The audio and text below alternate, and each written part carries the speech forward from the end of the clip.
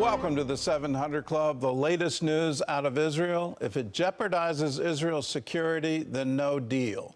That's Prime Minister Benjamin Netanyahu's unwavering stand as ceasefire talks drag on. The sticking point involves a strategic area of land that Hamas could use to bring weapons back into Gaza.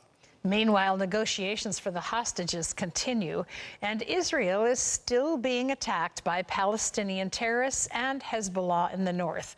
Chris Mitchell brings us the story from Jerusalem.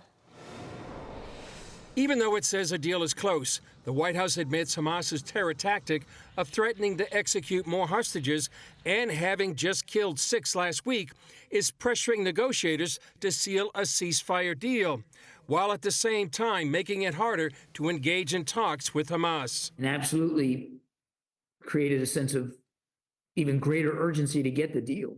It also underscores how difficult it is to negotiate with a guy like Mr. Sinwar. Despite an administration denial, Israel says a possible hostage deal revolves around the fate of the Philadelphi Corridor, which Hamas can use to smuggle weapons into Gaza and threaten Israel again. At his press conference this week, Israeli Prime Minister Benjamin Netanyahu said control of this strategic land is crucial to achieving the goals of Israel's war to defeat Hamas. You want to destroy Hamas's military and governing capabilities, you can't let Hamas rearm.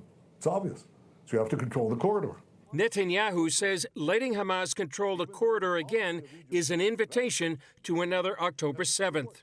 So people said, yeah, but if you stay, this will kill the deal. And I say, such a deal will kill us. Netanyahu says control of the corridor is also vital to prevent Hamas from smuggling the hostages out of Gaza. Reportedly, Hamas leader Yahya Sinwar planned to use the tunnels along the corridor to leave Gaza with the hostages and flee to Iran. Tens of thousands of Israelis have taken to the streets to pressure Netanyahu to accept a deal that would give up control of the corridor and release the hostages. Columnist Melanie Phillips noted despite the thousands on the streets, most Israelis get this.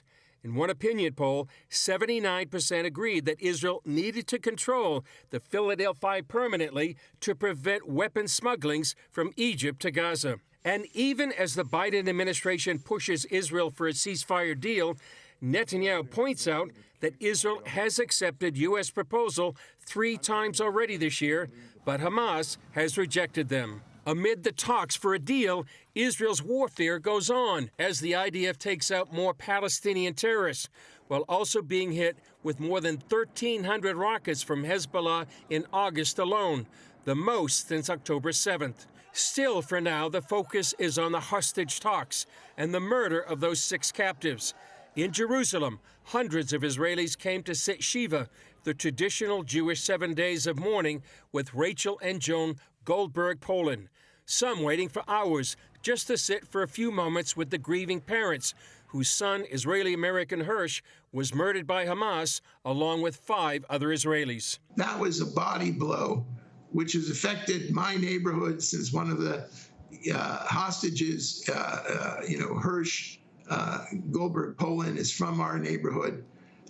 But all of Israel suffers from this. And our friends suffer from this, and our friends are praying with us, which we appreciate. Chris Mitchell, CBN News, Jerusalem. Well, we stand with Israel on this. The pressure should be entirely upon Hamas, and the pressure should also be on all the countries that are supporting Hamas, and whether that's Qatar or Iran. Or I don't understand Egypt allowing weapons to be smuggled into Gaza, and clearly they've been allowing that for many years. I don't understand the UN supporting Hamas through UNRWA, having Hamas terrorists on their very salary, the very people that were part of October 7th. Some of them were salaried employees of UNRWA. All of these things need to stop, and we need to stop funding it. We need to stop appeasing it. We need to be very firm. Until Hamas unconditionally surrenders and releases all the hostages, there will not be peace in Gaza.